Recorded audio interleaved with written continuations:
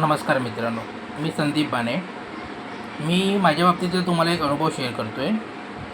काही वर्षापूर्वी म्हणजे खूप वर्ष झाली, तेव्हा मी थोडाफार पाहता पायाने चालत होतो.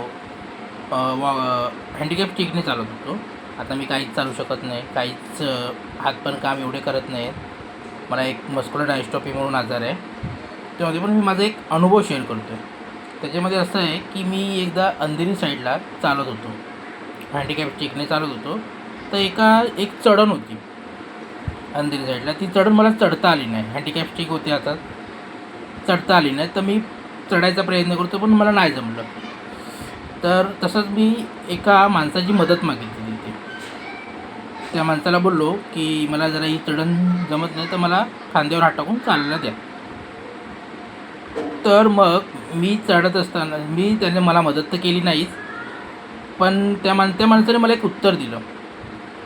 त्याचं उत्तर असं होतं की तो माणूस मला काय बोलला की तुमच्या अपंगामुळे आम्हाला रेल्वेमध्ये सीट मिळत नाहीत, आमच्या मुलांना जॉब मिळत नाहीत. फक्त अपंगांनाच आरक्षण आहे की बाकी आहे? विचार करा. म्हणजे माणसाचं बघण्याचा, अपंगांकडे बघण्याचा दृष्टिकोन कसा आहे.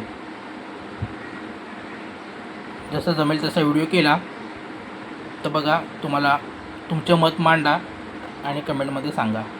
धन्यवाद.